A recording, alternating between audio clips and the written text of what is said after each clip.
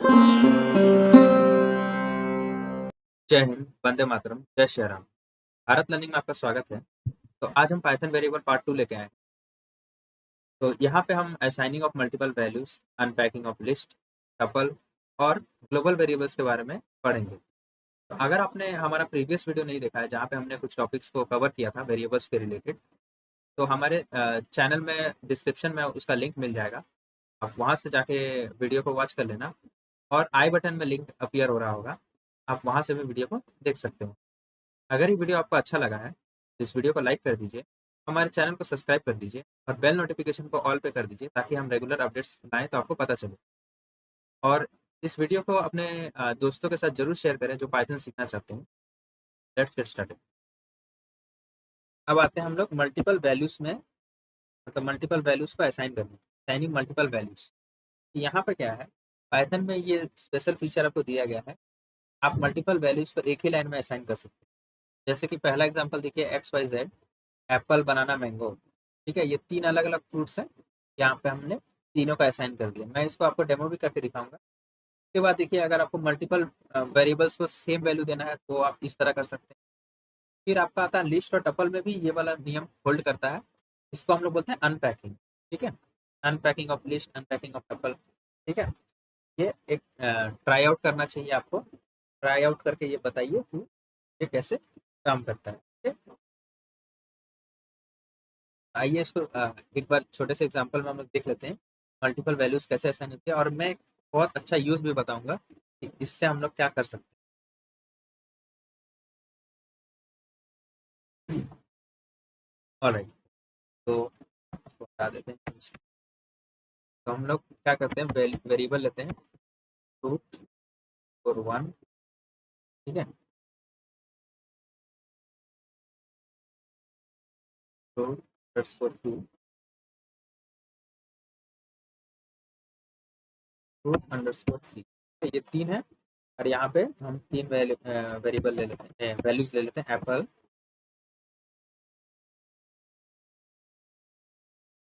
String होता है।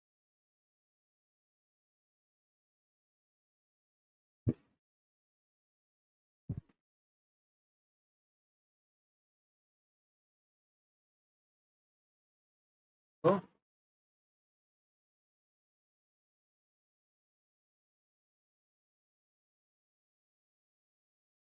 ठीक है, ये तीन हम वैल्यूज ले दी।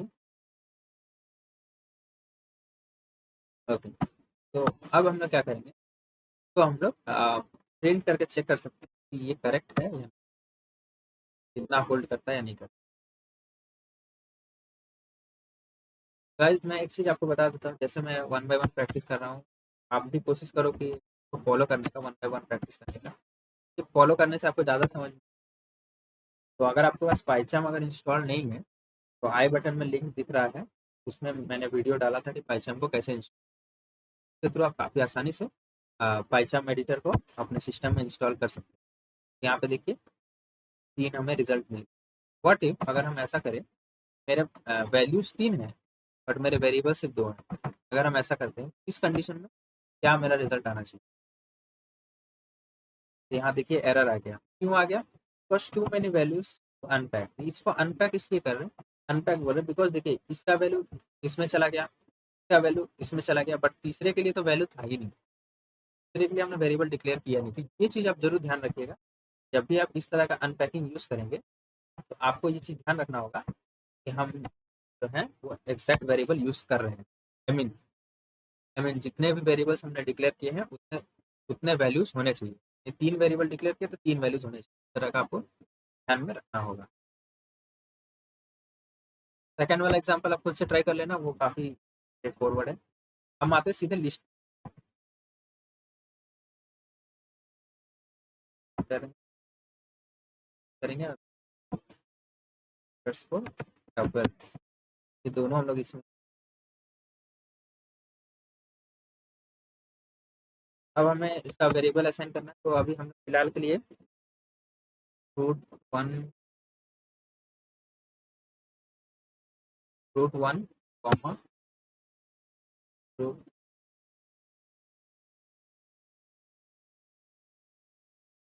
Fruit underscore T equal to fruit list. ठीक है, अब यहाँ पे भी सेम नियम होल्ड करता है। अगर मैंने एक वेरिएबल भी यहाँ कम कर दिया तो हमारा कोड रन नहीं करेगा, बिकॉज वो टू मेनी वैल्यूज, ये वैल्यू एरर का एक्सेप्शन थ्रो करेगा। ठीक है, ये चीज का आपको ध्यान रखना है कि जितने आप वेरिएबल्स डिक्लेयर करेंगे उतना आपको इक्वल टू के ऑपोजिट में ही वैल्यूज होने चाहिए। जितने नंबर ऑफ वेरिएबल्स उतने नंबर ऑफ वैल्यूज नहीं होने चाहिए, अदरवाइज आपको एरर मिलेगा, वैल्यू एरर। ठीक है, ये वेरिएबल्स पहले से यूज कर चुके थे वेरिएबल्स का। चलिए, वेरिएबल्स का वैल्यू हम क्या करेंगे, सबको प्रिंट कर, पहले फर्स्ट थ्री को प्रिंट करते हैं, रूट वन, कंट्रोल स्पेस दीजिए तो आपको ऑप्शन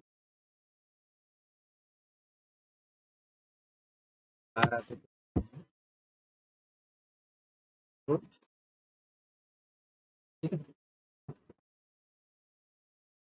तो ये 2 बार रिपीट कर गया। यहाँ देखिए एप्पल मैंगो बनाना आ गया। सिमिलरली टपल के लिए भी हम सेम ही आ, कोई इसमें 4 5 2,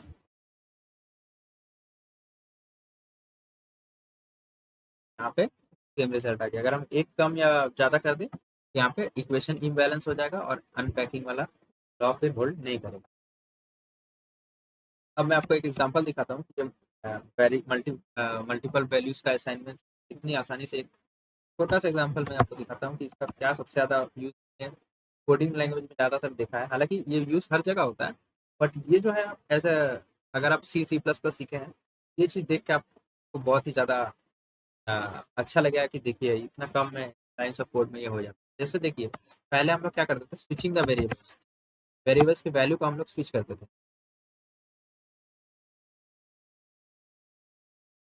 लोग उसमें क्या करते थे, जैसे ए का वैल्यू 10, बी का वैल्यू 20 है, तो फिर हम लोग क्या करते थे, उसको स्विच कर देते थे, ए का वैल्यू 20, बी का वैल्यू 10 हो जाता है। यहाँ पे भी हम लोग सेम चीज करेंगे, लेकिन यहाँ पे हम लोग अपना वो अभी जो सीखे हम लोग वही U of A equal to formatted string.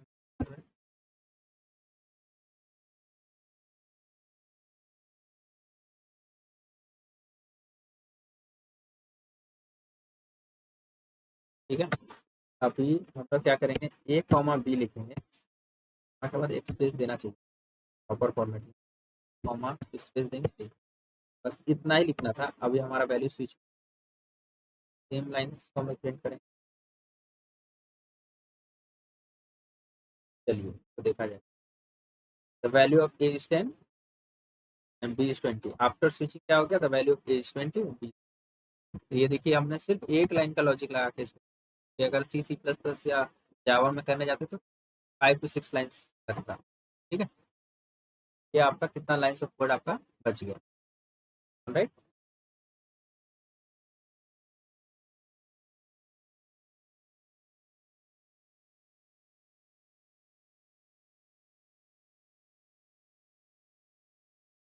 Alright, final ये हम लोग बात करने वाले हैं ग्लोबल वेरिएबल्स का। तो देखिए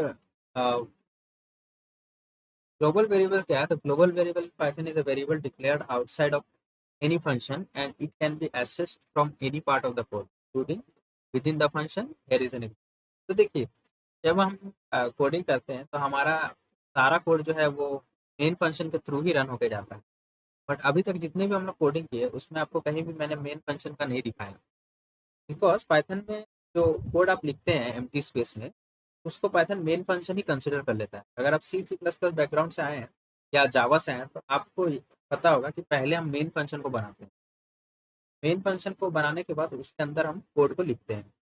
लेकिन पाइथन में हम कोई मेन फंक्शन बनाया ना कुछ बनाया, हमने सीधा कोडिंग स्टार्ट कर दी। पाइथन जो है वो मेन फंक्शन ही समझता है। अगर आप पाइथन में फंक्शन बनाना चाहते हैं तो आपको कुछ इस तरह फॉलो करना होगा, डिफाइन माई फंक्शन, या फिर डिफाइन का कीवर्ड लगा के आप कोई भी फंक्शन को डिक्लेयर कर सकते हैं। ठीक है, तो यहाँ पे देखिए ग्लोबल वेरिएबल का मतलब क्या होता है कि अगर मैं चाहता हूँ, मेरा सारा फंक्शन, मैं 3-4 फंक्शन बनाया और उसमें मैं चाहता हूँ कि एक्स जो भी वैल्यू मैं ले रहा हूँ वो सारे फंक्शंस में मुझे दिखनी चाहिए, मतलब सारे फंक्शंस उस वैल्यू को यूज कर सके। तो मैं क्या करूँगा, उन फंक्शंस के बाहर जाके उस वैल्यू को डिक्लेयर कर दूंगा, वो ऑटोमेटिकली ग्लोबल वेरिएबल हो जाएगा। और एक रूल है कि अगर फंक्शन के अंदर इसको करना है तो पहले ही मुझे बता देना होगा कि ये भाई ग्लोबल वेरिएबल है, जिस तरह मैंने सेकंड एग्जांपल में फंक्शन के अंदर बता दिया कि ये भाई ग्लोबल वेरिएबल। ठीक है, तो इनका एग्जांपल्स मैं आपको दिखाता हूँ कि किस तरह ये होता है। ठीक है, ग्लोबल वेरिएबल का एग्जांपल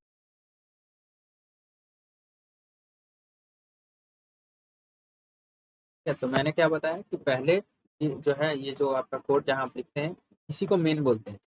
यहाँ पे मैं लिख देता हूँ x equal to easy, example ले रहा हूँ। फिर मैं एक डिफाइन करता हूँ, डिफाइन माई फंक्शन, आप कोई भी नाम दे सकते हैं।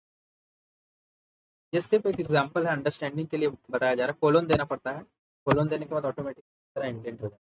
अभी यहाँ पे क्या करना है, कोई वैल्यू लीजिए x इक्वल टू 45 लेट से, और यहाँ पे हम क्या करेंगे, प्रिंट प्रिंट x। ठीक है, ये x को हम लोग प्रिंट कर देंगे।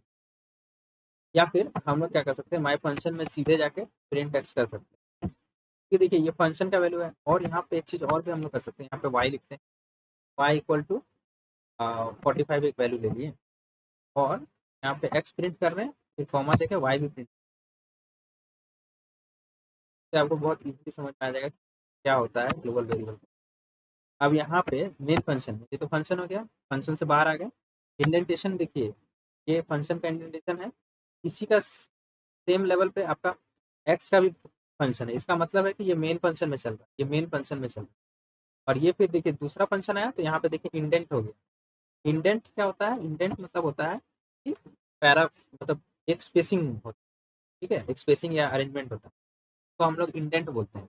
जैसे टैब दिए तो ये देखिए इंडेंट हो गया।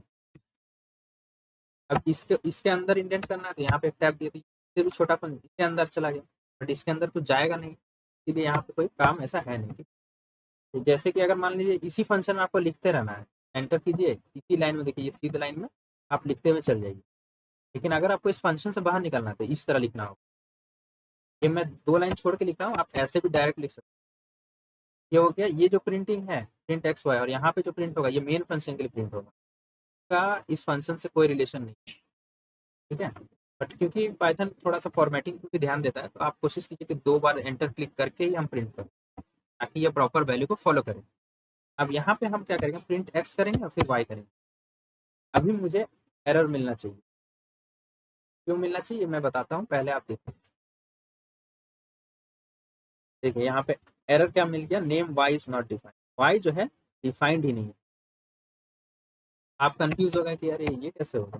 चलिए इसको भी मैं समझा दूंगा, पहले आप देखिए करेक्ट वे क्या था। तो क्लिक किए, देखिए यहाँ पे एक्स का वैल्यू सिर्फ इजी प्रिंट हुआ।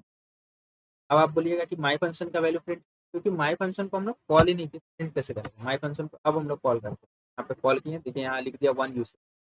ये मेन फंक्शन समझिए, मेन फंक्शन में जैसे दूसरे फंक्शन को कॉल करते हैं ना, उसी तरह यहाँ पे हमने कॉल किया माई फंक्शन। और इसके नीचे क्या है, प्रिंट एक्स है। माई फंक्शन में क्या होगा, ये वाला प्रिंट हो जाएगा। फंक्शन जब हम पढ़ेंगे तो और डिटेल में इसके बारे में बताएंगे आपको, बट अभी के लिए आप इतना समझ, इस तरह काम करते हैं। देखिए इजी और 45 प्रिंट हुआ। ठीक है, 45 प्रिंट हुआ, ये तो चलिए इस फंक्शन के अंदर डिफाइन था तो प्रिंट हो गया, ये समझ में आता है। बट इजी क्यों प्रिंट हुआ, इजी को तो नहीं प्रिंट होना चाहिए इस फंक्शन में, क्या मैंने डिफाइन किया था, नहीं डिफाइन किया था, फिर भी प्रिंट हुआ। क्यों प्रिंट हुआ, बिकॉज एक्स जो है वो ग्लोबल वेरिएबल है। अगर मैं माई फंक्शन को प्रिंट करने के बाद भी वाई को प्रिंट करूँ तो भी वाई की वैल्यू मुझे नहीं मिलेगी और मुझे एरर मिलेगा, बिकॉज ये फंक्शन के बाहर है। ठीक है, इसी तरह और अच्छे एग्जांपल के लिए मैं एक काम करता हूँ, एक और फंक्शन बनाता हूँ, डिफाइन माई फंक्शन। ठीक है, टू, फिर अंडरस्कोर टू दे देता, तो ब्रैकेट दे दिया, कोलन दे दिया बाहर, और यहाँ पे मैं एक वेरिएबल डिफाइन करता हूँ एक्स। ठीक है, 55, फिर यहाँ क्या करता हूँ, प्रिंट एक्स। और अगर मैं वाई देता हूँ तो फिर से एरर देगा, फिलहाल इसको रहने दीजिए और एक्स को ही सिर्फ प्रिंट कराइए। फिर यहाँ माई फंक्शन टू को यहाँ बाहर प्रिंट। अब ये दोनों अलग अलग फंक्शन। ठीक है, यहाँ पे एक्स की वैल्यू पहले से डिफाइंड है कि क्या प्रिंट करना चाहिए। चलिए देखते हैं क्या ये प्रिंट कर। तो देखिए, ग्लोबल वेरिएबल तो आपका यूज़ है, बट अगर आप किसी फंक्शन के अंदर ग्लोबल वेरिएबल को यूज़ कर लेते हैं, तो वो ओवरराइट हो जाता है। ओवरराइट का मतलब क्या होता है? जैसे कि मान लीजिए आपने अपना नाम लिखा, कहीं कुछ गलती लिख दिया नाम में, तो नाम के ऊपर एक बार और चढ़ा देते। जैसे मान लीजिए लिखना चाहते थे आप आर, ए लिखा गया, थोड़ा सा मिला के उसको आर कर देते हैं। इसको क्या बोलते हैं? Over writing. इसी तरह यहाँ पे ओवर राइटिंग हो, एक्स का वैल्यू इजी था, बट यहाँ पे मैंने पहले से डिफाइन कर दिया है एक्स को, तो यहाँ पे माई फंक्शन के अंदर वैल्यू 55 प्रिंट हुई, लेकिन फिर जब मैंने मेन फंक्शन में एक्स की वैल्यू प्रिंट, तो वापस से इजी प्रिंट। ये आपको समझ में आ गया? अगर मैं माई फंक्शन में कोई भी ओवर राइटिंग नहीं करता और सिंपली प्रिंट एक्स करता, तो रिजल्ट कुछ इस तरह होता। Easy easy easy. ठीक है, ये आपका ग्लोबल वेरिएबल का एक यूज हुआ। ग्लोबल वेरिएबल का एक और यूज है, जैसे कि ये तो फर्स्ट यूज था, ये आपको क्लियर हो गया होगा। मैंने मेन फंक्शन में नहीं डिफाइन किया, सपोज कीजिए, और मुझे डिफाइन करना है कि एक्स ग्लोबल है, तो यहाँ पे मैं लिख दूंगा ग्लोबल, और क्या बता दूंगा कि भाई ये देखो ग्लोबल फंक्शन, ग्लोबल एक्स। अब ये वेरिएबल डिफाइन हो गया। अब हम लोग नेक्स्ट लाइन में जाएंगे और एक्स का वैल्यू लिख देंगे, एक्स इक्वल टू इजी। अभी भी सेम नियम होल्ड करेंगे। देखिए, क्यों सेम नियम होल्ड किया? इस फंक्शन का इस फंक्शन से कोई कनेक्शन तो था नहीं, बट क्योंकि मैंने बता दिया कि एक्स ग्लोबल है, तो अब कहीं भी मैं यूज करूंगा तो एक्स ग्लोबल ही बताएगा, तो एक्स की वैल्यू वही बताएगा। ठीक है, ये दो तरीके थे ग्लोबल फंक्शंस का यूज करने का। होप आपको समझ में आया होगा। ओके, तो ये एक एडिशनल इन्फॉर्मेशन। तो यहाँ पे एक स्पेसिफिक पाइथन 3.8 में अपडेट आया था, जिसको हम बोलते हैं वोल्रस ऑपरेटर। ठीक है, मैं ये चाहता हूँ कि ये वाला जो वाइल लूप यहाँ पे जैसे लिखा हुआ है, तो आप अपने कंसोल में ट्राई करें और मुझे बताएं कि इसका आउटपुट क्या आ रहा है। ठीक है, यहाँ पे देखिए जैसे लिखा while N colon equal to length input enter string. ठीक है, और यहाँ पे लिखा है greater than 0 print F the string. इसको आप अपने कंसोल में रन करके आप मुझे बताएं इसका क्या आंसर आ रहा है। ठीक है, इसका आंसर जानने के लिए आपको नेक्स्ट वीडियो देखना पड़ेगा। मैं नेक्स्ट वीडियो में इसका आंसर बताऊंगा। So thanks for watching. I'll stay tuned for our next